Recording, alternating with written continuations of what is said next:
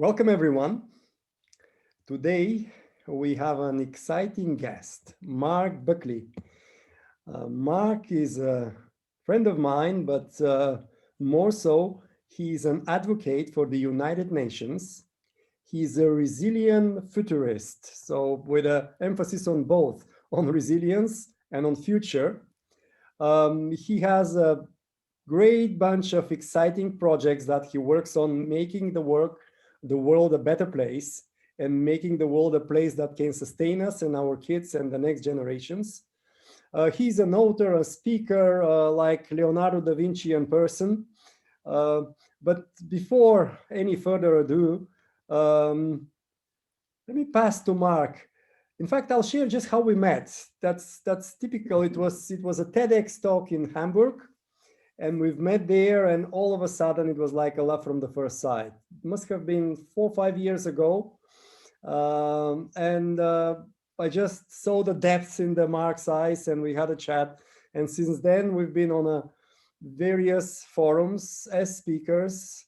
We attended MLOV, which is a mobility futuristic forum, and you name it, in different countries, locations. But more so, Marc always inspired me with his strong why and his strong vision for a better and sustainable world. So, Marc, welcome. Please tell us who you are and what you do. Thanks so much, Peter. I appreciate being able to be on your podcast and speak to you today. So it's a sheer pleasure. And it is true. We are good friends, and we've known each other since 2015, I believe, is when we first around that time, and I've seen each other many times, and and I've appreciated your friendship and what you do. And so I really am honored to be here. A little bit about me, and I hate to talk about myself because it's really not about me. It's about the message.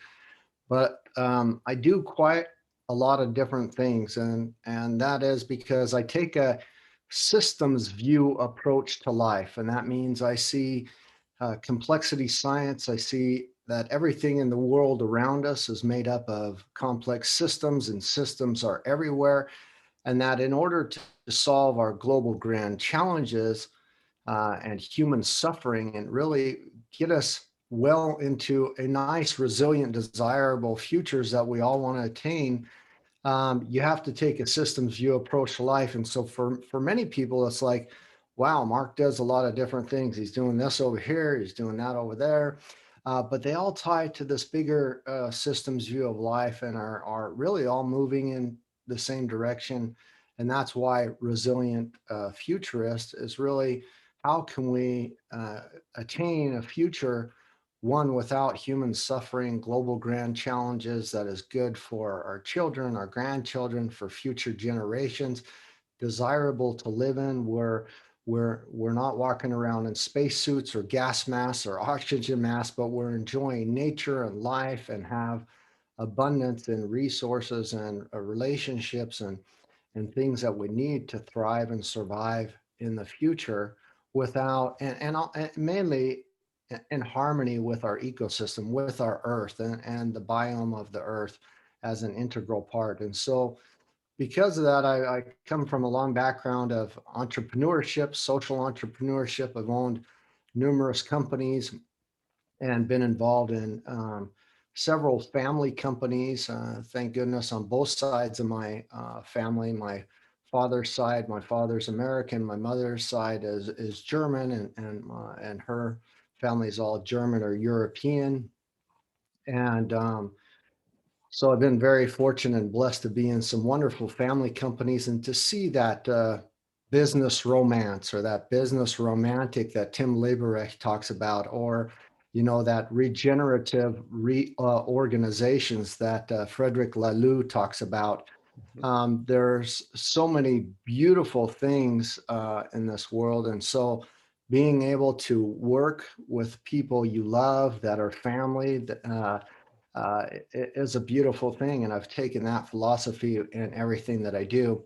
I work on 5 major projects with the United Nations, obviously the Sustainable Development Goals, but on Earth School, Digital Ecosystem for the Earth. I work on Climate Change Coalition. And the one that I'm really most proud of is called Resilience Frontiers. And it's the next iteration that comes after the Sustainable Development Goals, a roadmap from 2030 to 2050. Mhm. And it could be the Resilience Development Goals or the Resilience Goals, but it's something that we started with the United Nations back in February of 2019 to begin the process to be ready by 2030. Um, what does that look like? And so there was a lot of tools like backcasting, forecasting, systems dynamic modeling, foresight modeling. We worked with UNESCO's Real Miller and his foresight modeling tools. In the literacy labs, we worked with Future IO and Harold and his team on some moonshot thinking and principles and canvases.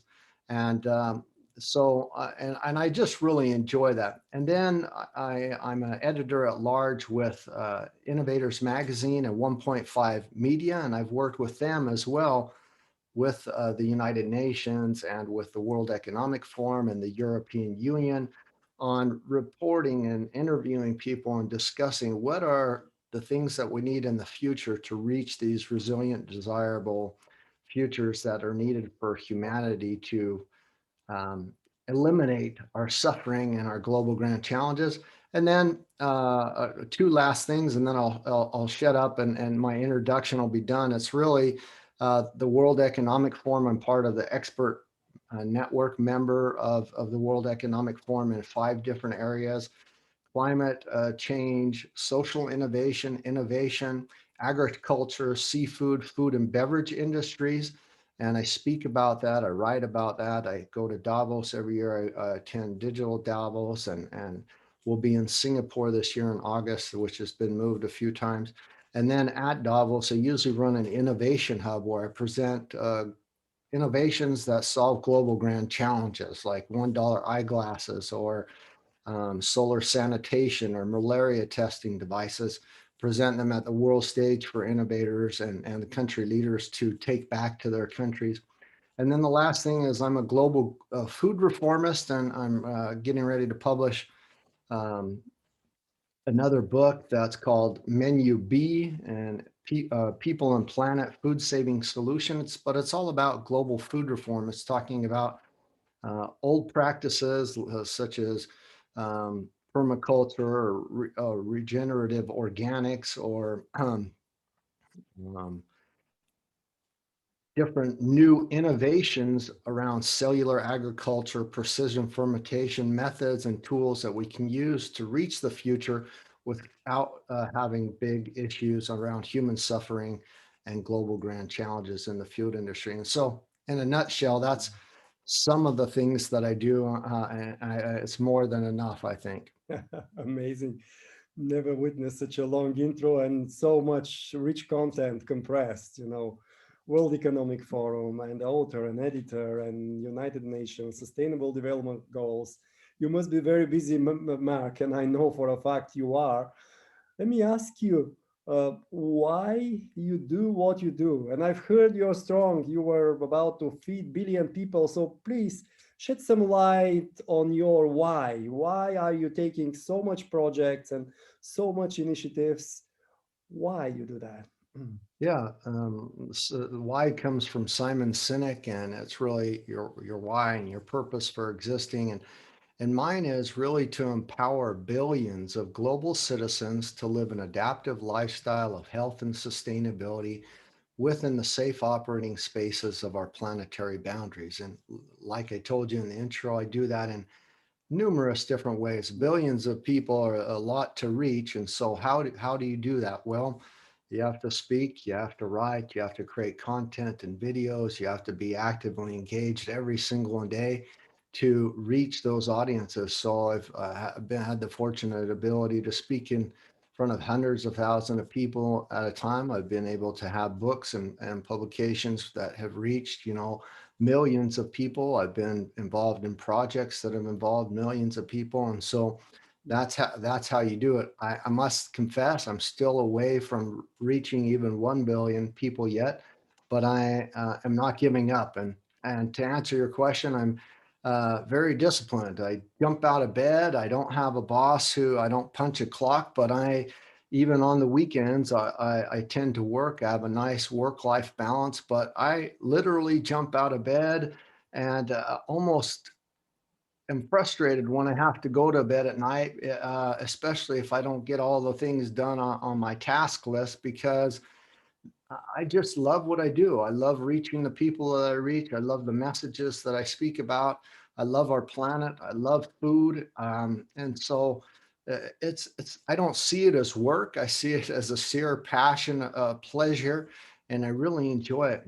Sure, I have some days where there's frustrating moments and that, but I think the discipline of having structure and organization in your day for me is freedom. I on those days where I've had bad times or had a headache or wasn't feeling well and was not able to do that, I actually not only felt worse because I was sick, but I felt worse because more trapped and confined and controlled than when I had structure, got things accomplished. I felt so free. And so I believe that discipline is a form of freedom. Fantastic, fantastic. So um, we usually invite in this podcast people who are from the corporate environment, senior leaders leading global teams and so on.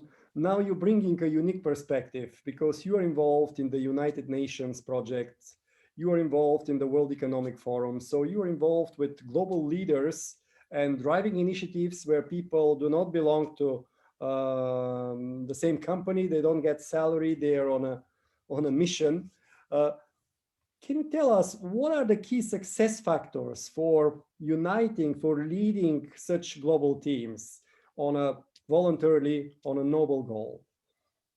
Sure, I'd love to answer that. Just to clarify, I want to let you know that I didn't start out at the executive level or somehow at the top of the hierarchy. I've had management positions. I've had basic labor positions before. I'm turning 51 years old this year, and I've been around for quite some time. And one thing I definitely learned in all my family companies. Um, from my family is that you don't start at the top barking orders at people. You start at the bottom and learn the business. You learn what you need to do and how to integrate in an organism, in a team, understand why and how and what you're doing and what the roadmap is of where you're going, what the mission and vision of that organization is. And so I not only have I been in very entry level positions and had to work my way up to management or executive positions and lead teams. I've learned that what it means to be a leader, what it means to be a manager, and how you can do that in a way that is very resilient, very sustainable, very effective. So I've had a lot of great leaders and examples, mentors over the years who've given me those things. I've also had some mentors that were virtual mentors that are passed away but have written books. Like Napoleon Hill or Jim Rohn or many other motivational managers and coaches that teach you the fundamental principles of good business and of interactions, social interactions. And so we can talk on that as well. But to answer your question on this higher level thing is one of the projects I'm really excited about was this Resilience Frontiers. It started in 2019 in Songdo, Korea. It's the next iteration after the Sustainable Development Goals. And it was just the beginning of starting a workshop to do moonshot thinking, foresight, future literacy, and backcasting, systems dynamic modeling to start the process of what is needed um, to create a moonshot or a roadmap from 2030 to 2050. And so we gathered 200 country delegates and non-country delegates in Songdo, Korea. There was Ban Ki-moon and other high-level UN dignitaries and officials there, and it was instigated by the UNFCCC. That's the framework for climate conferences, climate change conferences, and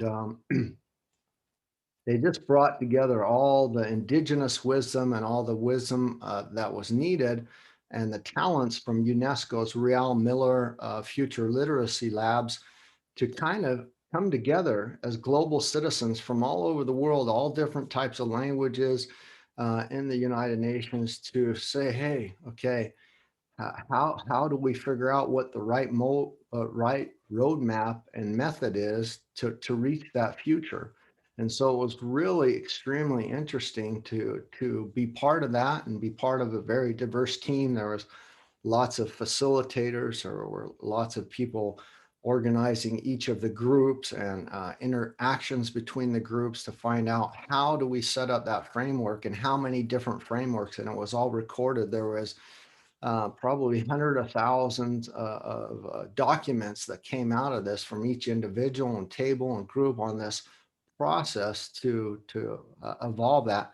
And then there was some pillars and some frameworks set up, and it was passed on in November um, 2019 at the COP25 in Madrid to all the interagencies of the United Nations for them to play a part in this and to take it and develop it even more on their internal agencies. And then in Madrid, there was a Resilience Frontiers Lab booth, which is unprecedented, where people could stop by, speak about the future, speak about what's needed after we've reached the Sustainable Development Goals. And it was a real collaboration to deal with diverse cultures, diverse languages, diverse forms of thought, as far as indigenous people or people from developing countries, representing people in desperate need. That wasn't this Western world type of culture or developed country type of thinking. And there's this unique wording. It comes from Kate Raworth, who is the economist who did the donut, or does the donut economics. And she calls them weird societies. And weird is an acronym for Western, educated, industrialized, rich, and democratic societies. And it's absolutely true. We have these weird societies that don't have any idea what it's like to come from a developed country. They're not thinking as global citizens on how we can live on a world, on a planet that works for everyone. And in this lockdown period, it's really interesting because most organizations, most companies, most countries and cities, they've come to the realization that we're all on the same planet, and we need to learn how to work together. And by working together remotely in teams and or even present, we will go much further. We will fix our problems. Amazing. It sounds very exciting to be part of this global movement, contemplating so far ahead what to be done. And you've mentioned several times backcasting, imagining the future. And I love the challenges because diversity is something which happens in virtual teams, multicultural. But now these weird societies, if you go on a global scale and try to resolve a really global challenges, you have to tackle, as you just said, not just the different ways of thinking, but completely different paradigms coming from the weird society, the wealthy and rich and democratic, and then the kind of now emerging countries. You mentioned several times moonshots. Um, what is a moonshot? Is a symbol of a great goal, something which is really outstanding, amazing, and unimaginable. What is different? And you've been part of such projects, and you just explained one. But what is different when you go for a moonshot compared to the usual 1 or 5 years corporate goals? What is different there? Quite a bit is different. So it's the really long-term vision. It's the generational wisdom and knowledge and vision of a company that sustains and brings your company, your organization well into the future, to have enough resources, have enough money to pay your employees, have employees and the actual resources to continue making your product or deliver your service. And especially in this pandemic, we've seen that a lot of organizations just were not prepared and had to shut down, sorry to say, and also did a lot of revamping to say, hey, boy, how do we do this now? Our employees are home. There's some new models. And really what I mean by moonshot thinking, it's only happened twice before in our history, and kind of a third way most recently, and that is the Mars shot. It's not the moon shot anymore, it's the Mars shot. But the first one was John F. Kennedy saying we're in one country, basically saying we're going to put some men on the moon, and this is our goal, our vision, and our ambition. And it was one country and a couple thousand people, and then a couple other partner countries that kind of helped coordinate with communications and things to get a man on the moon. And they did it, and it was considered a moonshot. And then Google, when they came out with their innovations and their thinking, they came up with the term moonshot and defined it as a way of thinking on how to create corporations and companies, organizations, nonprofits that will be around in the future, that will do great, big, innovative things that will change humanity. We recently experienced the world's biggest and first ever global moonshot, one that's a world moonshot, and that was in September 25th, 2015, at the United Nations. It was the date that we passed the Sustainable Development Goals, the 17 United Nations Sustainable Development Goals. And on that day, 197 countries came together for the first time ever in history and agreed upon a roadmap, a moonshot, to get us safely to December 2030. And that was a moonshot way out in time, with targets, indicators, actions, monies needed to be done and acted upon in order to keep our planet below 1.5 degrees of warming. And what most people don't understand is this 17 Sustainable Development Goals came before the Paris Agreement or the 2030 Agenda. And that was a little bit later in December or in November in Paris at the COP21, when COP stands for Conference of the Parties, where the world said initially we're going to try to stay at 2 degrees of warming, but then all these countries came together and said, you know what, we need to go a little bit extra to 1.5 degrees. And so our world did it, but I want you to understand, and all of your listeners, it is the world's first ever global moonshot, and it's a historical precedence that never before has happened in human history. I want you to think about it.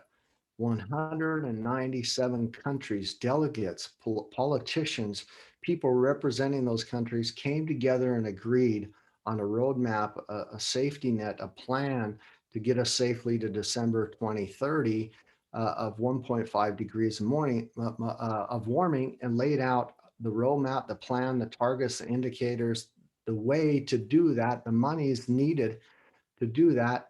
And we did it. If you know anything about politicians, delegates, countries, it's hard enough for two of them to decide where they're going to go eat lunch together or some trade deal or agreement, let alone 197 say, nope, we're going to do this. We need to do this for humanity. And a lot of people don't know about it. A lot of people haven't heard about it or what it is. I know your daughter has. Your daughter's been involved in the UN and some other very groundbreaking things around climate. But yeah, that's what a moonshot is. And there's some actual wonderful news. It's not anything new. It's systems thinking, it's foresight modeling, it's backcasting, it's something that we've actually even gone beyond. Like I mentioned, there is this new thing, the Mars shot, and the new space race that we're seeing from Blue Origin, from Jeff Bezos and Elon Musk, SpaceX, and many others who are Virgin Galactic, who are in the space race. But just during the pandemic, we made some milestones. We put the first privatized transport of human beings on the ISS space station. And we've launched numerous satellites and preparations just in, I think it's in 2 days. I might be wrong, but I believe it's in 2 or 3 days. Will be the first landing on, or the second landing on Mars, another Mars rover. So there's some really new moonshots happening, but we've actually gone beyond moonshot thinking into what we call um, slingshot effect, or the gravitational assist of humanity, where humanity, if they pull together on one mission, one objective and goal, and they work on it, we can take the gravitational pull of humanity and slingshot us, which is called the slingshot effect, at a much faster speed in space. And they use it with satellites, but there's a way that we can use that same formula, that same thinking, and you're a mathematician here on Earth, to use that gravitational pull of culture and humanity here on Earth to slingshot us into those futures without human suffering, with equality, without global grand challenges and environmental problems. Yeah, amazing, amazing. Thanks for sharing also on this moonshot. Um, I'm sure many listeners will find out many of the big kind of words and themes in the United Nations now brought in more tangible manner. Um, Tell me, you work on many global teams. And I like the way you describe it in my new book, Power Teams Beyond Borders. It's really beyond any borders, beyond the gravity field of the Earth, as you say, Moonshot, Mars shot, or beyond any organizational boundaries. So people get together, unite, being inspired by a common vision, and really go for unimaginable things. But just for our listeners, from all your experiences with global teams on these large moonshot missions, what was your most exotic, let's say, experience? Something that, a little story perhaps, which um, can give an insider view to our listeners. Sure. I have a bunch of them. I mean, almost every week there's a new exciting story coming about.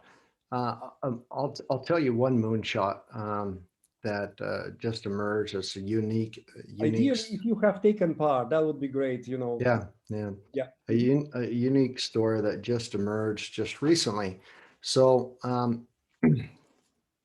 Winston Churchill, and goes back a little bit, wrote type of an article, or yeah, I would say an article or a message. It was called 50 Years Hence. Mhm. Not quite a book, not quite a report, but kind of like an article or a statement or a vision. And he was talking about, 50 years into the future. And in there, he talked about the different things that we need to do in agriculture, the different types of way we need to treat animals and have food and health and things like that. It was a real neat paper, but it was also very futuristic, kind of like a lot of people are like, whoa, this is, prediction. This is crazy out there.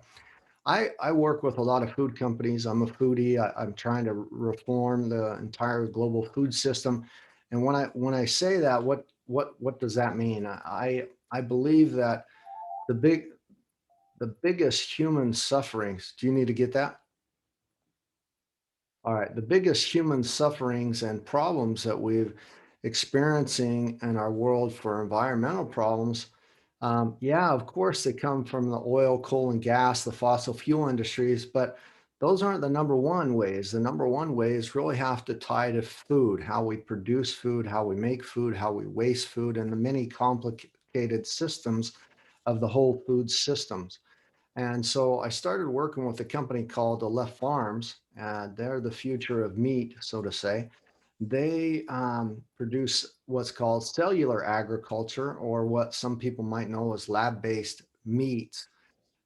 It's not the lab-based that you would expect or envision. It's not too sci-fi. And when I joined them shortly after they were founded, their CEO and founder is Didier Toubier, and he heard me speaking at an event. A matter of fact, it was a Nuga Food Tech. It was Europe's largest food tech conference, and I was speaking there at IFORM, which was for the DIL, the Deutsche Institut für Lebensmittel They had asked me to speak about global food reform and what are the innovations. And Didier anyway heard me speak, and we hit it off, and we got talking about some of the things he's been working on. He's a wonderful man, and is in Israel.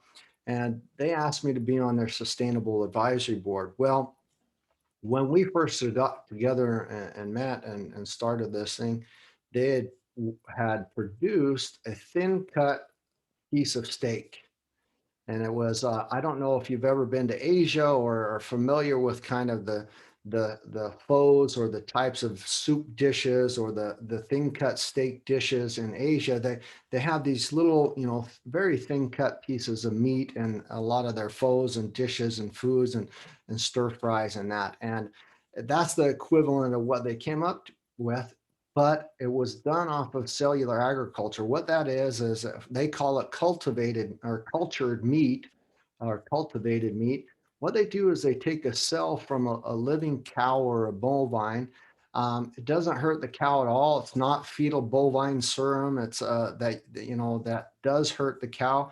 It's a very non-invasive, non-intrusive way to take a cell from a cow, and it continues to live. Um, that doesn't harm the animal at all. And it's not a genetically modified meat or any weird Frankenstein stuff going on with it. And they take it and they put it into a bioreactor. And within 3 weeks, Yeah. maximum 6 weeks, they can grow an entire thin cut steak out Wow. of that. So it's amazing. Yeah. But here's the moonshot. Here's what just happened.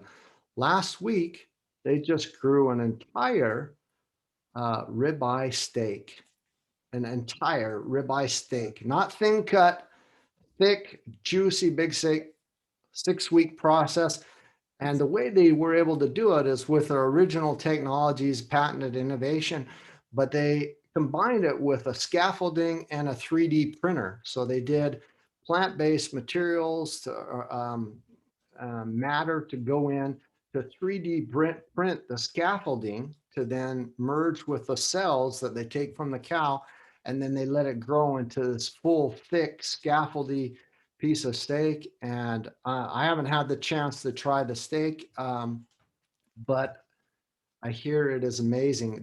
They're the first company to grow a full steak in outer space on the ISS space station, and they're also the first company to grow a full steak in such a short amount of time.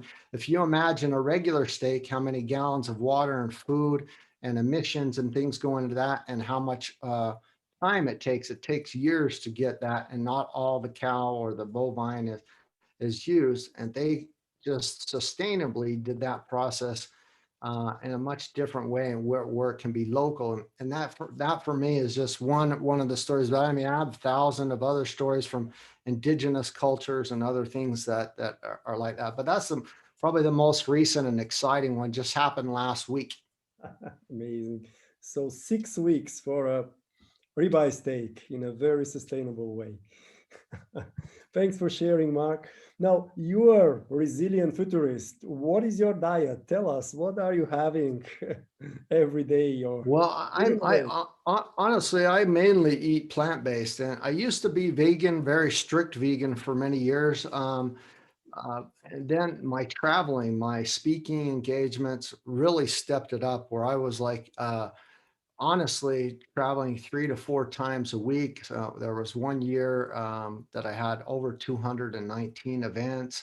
Um, I was on the road constantly, and during that time, it's really hard to eat vegan and to eat healthy. And the most important thing in those situations is my health and my mental stability, and that I get all the vitamins, nutrients, and things for my body. And it just wasn't possible. So I switched to more a vegetarian and rare occasional meat eater.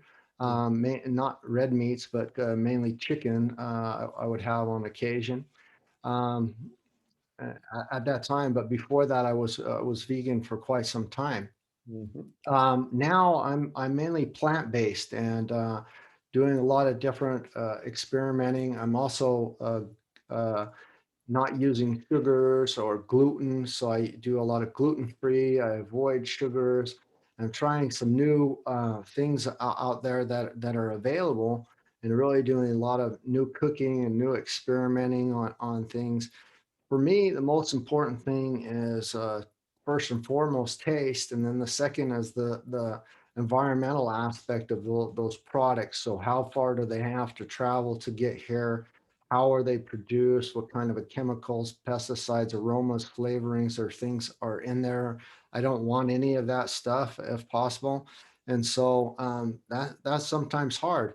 And that's also a reason how and why from many years ago why I got onto the bandwagon of that we need to globally reform our food systems, because it's having such a big impact first and foremost on human health. The products that we eat nowadays have very little mineral and vitamins, nutritional value, because they're so highly processed. Plus, they have an ecological footprint that's out of this world. You know, we're shipping meats and foods from all over the world with big ways because of the way we produce them is very inefficient. And I just saw that there's a big opportunity for the world to change how we produce. But I would say pretty much plant-based. So I've been making a lot of gluten-free uh, banana nut bread without butters and without eggs and that. I make my own fruit leather. So I do a lot of different fruit leathers where don't put any sugars or flavorings in that. Just take the raw the sugar after peeling, or the fruit after peeling it, and then just the natural fructose sugars in there and that. And I drink a lot. I drink extremely a lot, do a lot of juicing and smoothies, but it's really the biggest thing, and I think I need to mention it because you brought it up. It's really an important part. With climate, with environment, there's this thing that was actually come up with by the fossil fuel industry, oil, coal, and gas industry, where they're trying to get our personal consumption, our personal habits and beliefs of how we eat and what we do to to get us to fight against each other, that this environmental and climate problem is our problem because of the way we eat or the way we consume. We play a part or a little role in that process, but it's a very minuscule role, because if those products didn't exist and if they weren't first produced in that bad way, the problem wouldn't even exist. What we've been given more choices, and food has been turned into a commodity. And so there's a lot of people say, well, you know, I was one of the first 50 people trained by Al Gore. And the unique thing about Al Gore is he really started the big climate movement. And you were also trained by Al Gore in Berlin, Germany. And so people say, well, he's overweight and he flies around and he lives on a big ranch. And it was originally a tobacco ranch, and then it went to Angus beef ranch. And so he's not walking the talk, and he uses a lot of energy, and he flies around, he wears cowboy boots and yada, yada. And so what they try to do is, because of that, because of Al Gore, because they don't like the way he eats or the way the family he grew up in, they're trying to make that it his problem, or that they can't listen to the real factual truth that he has to say, because in reality, because they don't like how he looks or because something he's doing, and they say, well, that negates everything positive and real science based that he's talking about. And it's a really bad thing that through food sometimes we get into this wrong discussion of where we need to go. There's a much bigger discussion on how we solve these problems and do that. And so that I always have to throw that in on how I speak or talk about food. But to answer your question short, is mainly plant-based, but I could go on because I'm a foodie, so I could talk about that forever. I eat very well. I'm not suffering at all. Thank you. Thanks for sharing. And it's been very inspirational meeting Al Gore and all these people in Berlin, huge hall, and it's been, a great atmosphere. And I personally met so many people that we are still in touch, driving the climate reality agenda, but also cooperating on many other projects. So thanks for introducing me. And I guess that must have been one of the triggers for my daughter also to kind of get it on the next level to what I'm doing there. Now, what um, what would be your number one advice if you have to give one tip to people leading global teams, global projects, having your rich experience? What would that be? I'm gonna need to think about that for a second. One, the top way.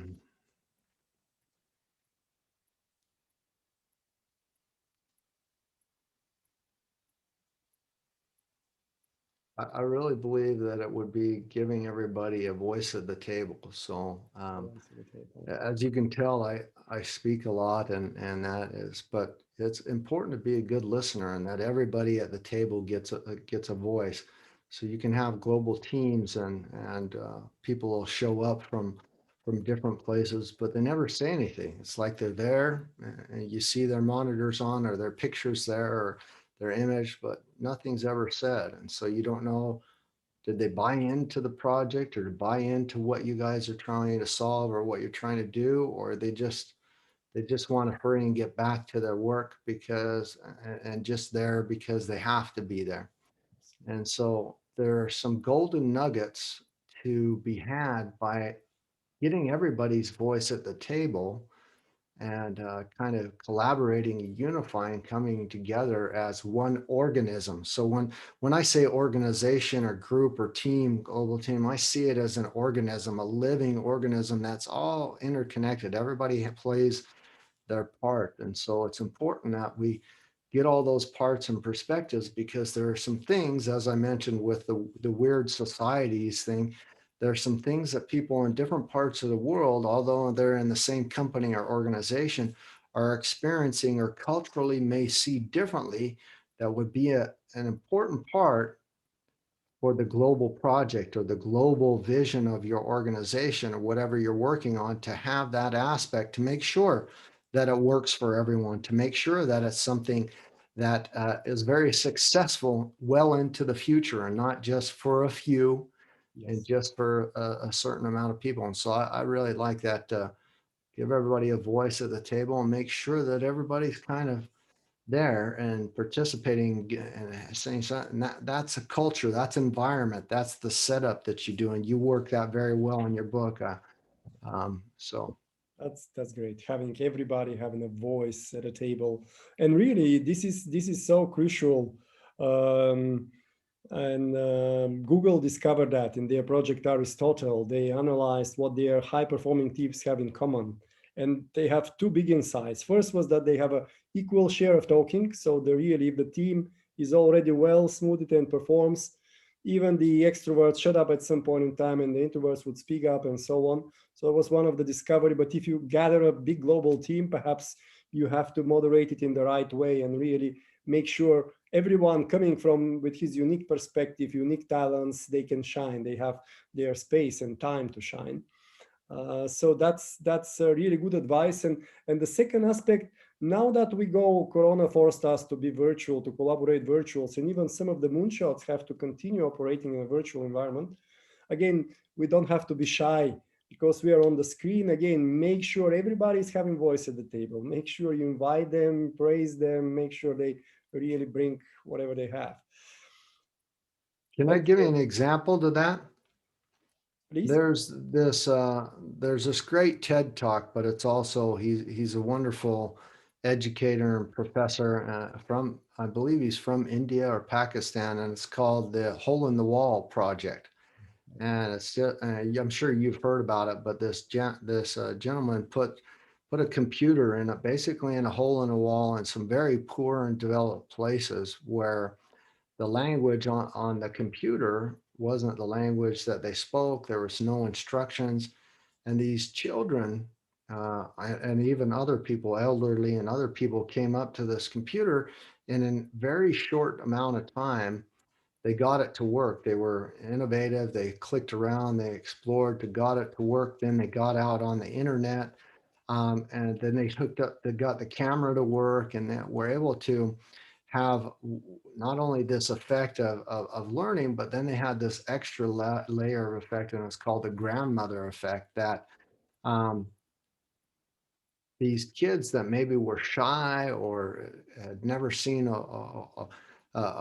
very many white people before in their lives, or just different cultures, we're now all of a sudden calling these grandmothers or these elderly people around the world. And just the simple fact that there was someone else on the screen on the other side willing to listen to them, to shut up and just listen, give them a time, and then say, "Oh, that's so beautiful. You've done such a good job." And then give them encouragement and some kudos and some good feedback, that they just bloomed and thrived and they came out. And I don't want to say adults and organization or children, but we all need to be socially recognized. We all need to be felt and loved, and felt like the teams or the company, the organization we work for is part of a family, that they care about us, that they want it, they value our work, our judgments, and what we do. Otherwise, we're just a number. We're just there. We just want to work our time, go home. We don't want to forget about it. And how much job dissatisfaction is there in the world today?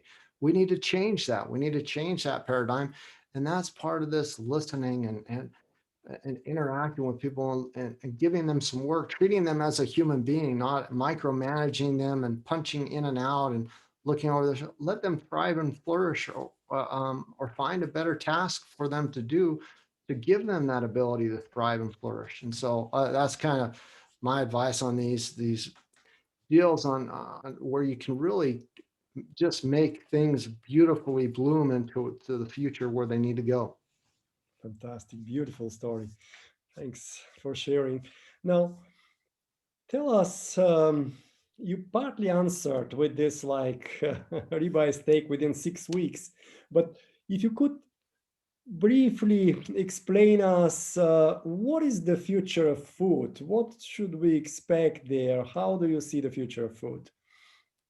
I see it as global food reform. So currently, our global food systems are horrific. So there's all sorts of numerous problems, and most people are unaware of it. So we're so distanced from food. Most children nowadays don't even know, where tomato comes from, where a cashew nut comes from, where, they're distanced from food and how food is made. That, some don't even know that, hamburgers come from certain cows, and certain beef comes from, Angus cows, and that there's just a distance from our food, which is insanity, because um, in our world, we need energy to move and thrive. And the basic of human needs is the energy that drives our body. It's called a caloric unit, or which is a measurement of energy. And that's one of the basic measurements of energy in our world. And I'm not saying go count calories with what you eat. I'm saying that um, our body requires food and water in order to run our engine, to keep our body temperature regulated. And so the basic need of human beings is food. And that's how we continue to walk and grow, and how we regulate our body temperature, don't freeze to death. And today, we've distanced ourselves from food. We don't know where it's made, who's made it.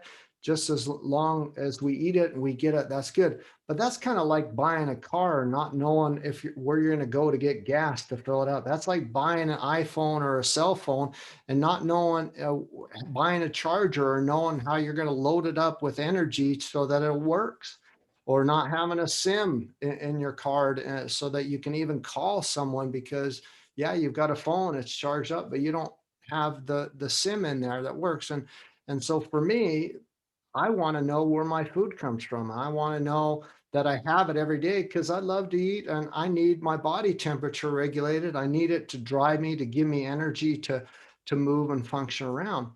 And even more important than just that knowledge of that it's our fuel for our body, is this big factor that a lot of people kind of, except for very wealthy investors, or very people very savvy in the financial markets. In 2008, the entire world experienced a financial crash and financial instability. And that point in time, all that was being invested in real estate or in tech models or financial um, systems or technical investments, all switched to the food investment. And anything to do with the food systems, that's where the investments were, because it was the safest bet and it was the one that produced the most returns. Any of those companies that invested in the food systems somewhere, um, still to today, and especially during the pandemic, have thrived and flourished. Because it's the safest bet, because everybody needs to eat, and especially during a pandemic, food and that is really great. But what happened when that occurred in 2008? Food went from something that gives us energy and eat to a commodity. And so by turning it into a commodity, we've devalued food, we've cheapened food, which means those people who now run the food system are only concerned that it's a commodity and makes them money. And so that means that they don't care where it's produced, how it's produced, but it needs to be done cheap as possible so that when they sell it, the biggest profit margins in there so that they can get their investment back, correct? And Absolutely. that's when we cheapen food, we cheapen life. And that has just continued to get worse until now, making food a commodity. And that problem really created a big hiccup, a big issue in our world for us, even to today, because it turned food into a commodity. So we're adding chemicals, pesticides, flavors, aromas. We're transporting it around the world. If you think about it, here in Germany, I can go to almost any market in my area, and I can buy a mango for €1, Mm. maybe at the most €2.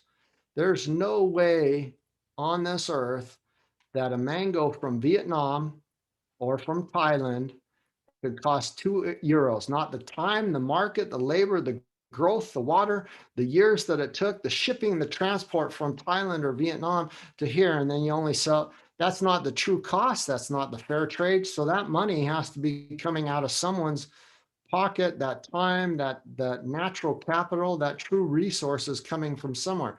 I personally have a problem. I have an addiction. I love cashew nuts. I have always loved them since a little child. I've just loved cashew nuts. Love to suck on them. Love to bite them, and for hours. Well, I there was times I remember, it's been probably 20 years now, where I'd take a whole hand of cashew nuts and just pop them in my mouth, chew them up, and I was happy and just content for maybe 10 minutes. I didn't realize that entire handful of cashew nuts, that's an entire tree. Oh, And I bought the bag. Nowadays, I can go to one of the grocery stores around here, and for €1 to maybe €3 max, I can buy an entire bag that maybe has 4 full cashew trees in that bag and eat it in one sitting. That is thousands of gallons of water, thousands of dollars of marketing, transport, labor. That's an entire tree, sunlight and energy, transportation, marketing. And there's no way you can sell it for that. How can that be? Somewhere, someone is getting cheated. And I'll tell you who's getting cheated. The farmers are getting cheated, but our earth is getting cheated of that natural capital and those resources. Our resources are not being allowed to regenerate and grow back fast enough to compensate that type of consume. If you charge a fair wage and you pay the total environmental cost, all the greenhouse gases that are emitted in the process of transporting that and making that, the water that goes into that, all the resources, if we were to pay that, our earth would still be in balance. And we don't think about those things. And so that's kind of, the deeper look of that. I hope that answers your question. But that, it's, there's nothing simple. There's no short versions of a quick pitch, a TED talk, an elevator pitch. The world also learned in 2018 that in order to solve our global grand challenges, we can no longer take the siloed or linear or lateral approach. We need to embrace complexity. We need to think in systems, and we need to use complete systems to solve our global grand challenges. In 2018, all international organizations made that switch. And so when you hear the words global food reformist, or I want to globally reform the entire food systems, um, now you understand a little bit more the complexity in those systems behind what I mean by those words Yeah. and the way we need to look at things. Thanks for sharing, having a system thinker with us. And I know on the other side, you have people like Donald Trump and so on, which take a very simplistic view and they gather a lot of supporters. Let's not go into that, but the world is much more complex and it requires really system thinking and very diverse workforce united in order to successfully and effectively tackle these challenges. So, two quick questions. One is really quick. What are you reading or listening at the moment, right now? What gives you inspiration? Yeah, it's quite a bit. So that's also with my personality. I'm currently reading 5 books. I usually read 2 books a week, but I've currently got 5 on my list already. And matter of fact, I have 2 here and 2 off on my credenza. So the one I just finished was called Silo: The Zero Waste Blueprint. It's from Douglas Mhm. McMasters is how you say his name. And Okay. it's a Silo, the Zero Waste Blueprint. Mhm. Just started this book. The local is our future. Mhm. And I'm not sure who that's from. Helena, oh yes, very wonderful woman who's been in this a long time. Helena Norberg Hodge, and she came up with an ecological economy model, and and it's all based on a local economy, Mhm. and it's really it's I know about her other work. She's written a couple other books, and that's really good. And then I've got the Nova Scene over there from James Lovelock. James Lovelock's over 100 years old. He's the one that came up with the Gaia principle. And matter of fact, that was just returned to me from someone that I borrowed the book, lent the book out to. And then the donut economics, I'm going through and marking some things from Kate Raworth and a couple other ones that I've got in the other. Oh yeah, the Green Swans from John Elkington. Those are kind of the 5 books that I'm just finishing up now. I just finished up yesterday another book for a podcast that I'm doing on the 18th. It's called the Monsanto Papers. It's all about Bayer and Monsanto and all the chemicals and stuff. They lost the lawsuit and had to pay 2 billion something dollars to the person that they lost to, and that's just one of many cases that they've lost of people they've hurt in our food systems and things like that. So, uh, avid reader. Those are the things that I'm reading. We will share the links of the books, your top selection with our listeners and viewers. The black swan has been around as a concept. I never heard of green swan. Can you explain it with like a couple of sentences? So the black swan has been around for what, probably about 4 years now, 5 years. But there's also a gray swan. Mhm. There's also a, a black swan with green feathers, and then there's a green swan with black feathers, and then there's a green swan, and there might be one other type of swan, but that book comes and his I've also read it and his other books. I can't think of his name right now. That comes from a different author than John Elkington and his Green Swans, but um, he's read that book and he's followed that line of thinking. But there's this new emerging consciousness um, that involves environmental, social governance, and businesses and ecological perspectives and the way we do things in our business, and that they're emerging as better business models. There's also been in the last 5 years this enormous discussion about how do we change our business models to work more for humanity and our environment more long term instead of GDP or capitalism, these different models. Mhm. And the subtitle of John's book is called, and I have that here. It was hidden under some papers. Green Swans, John Elkington. But there's this little subtitle, and it says the coming boom in regenerative capitalism. So the word in there is this about regeneration, regenerative, and that ties to the business model. So we hear about corporate social responsibility, environmental social governance. We talk about doing things right around sustainability. But a green swan is an organization that almost has that moonshot type of feeling to it, but it's all environmentally friendly. It's all human friendly, and it emerges almost as fast and as unique as a black swan. Yes. But it emerges in a way that's very positive and good for our world. And I would say Aleph Farms and their steak, that's a green swan. Yes. I would definitely say that's a green swan, especially their they're crazy to make sure that they have ESG, sustainability, that they do things right, that they really think everything through. They want to do circular economy and cradle to cradle, and they're not willing to make any compromises, not only not on the brand, but on the way they do things. They want to do it right because it can be very controversial. People are never thought before, lab-based meat. Kind of might worry, but it's a new direction. And so that's a little bit about green swans. I don't know if that helps enough, but it's a Definitely. fabulous book, and he's been in the green movement for decades. He's written over 20 books and stuff. I'm hoping to have him on the podcast soon, but yeah. Great. So last question, because it's a virtual power teams forecast and you are a resilient futurist. What do you think is the future of virtual teams? It is the future. So not only has it been the future for some times, but it is. I talk and you talk about the humans of new work. What does work look like in the future?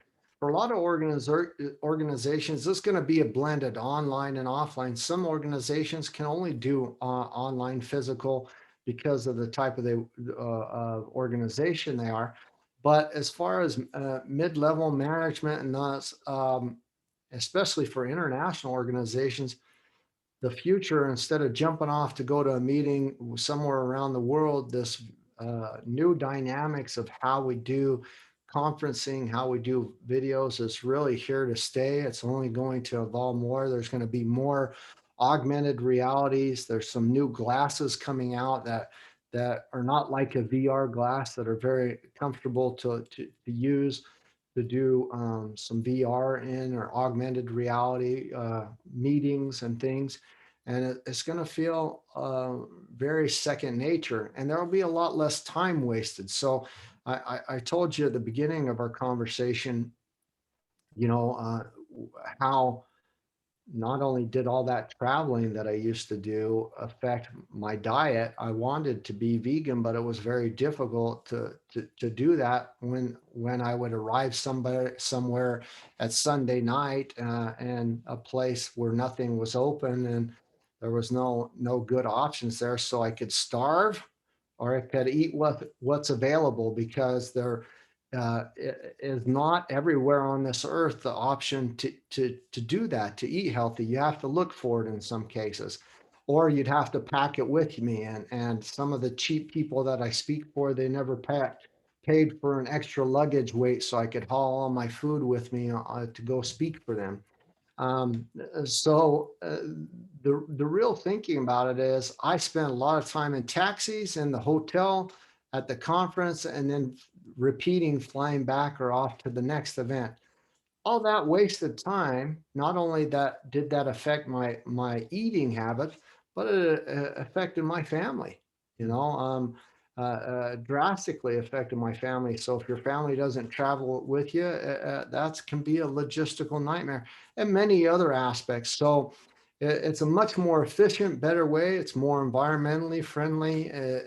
There's so many benefits, but it's really evolving how that's going to happen and occur. And I think it's a real positive thing. And people are going to be knocking down your door even more to make sure that they're up to speed on the digital transformation, that they have the tools necessary, and also the cultural, social skills to be able to do it and facilitate it correctly.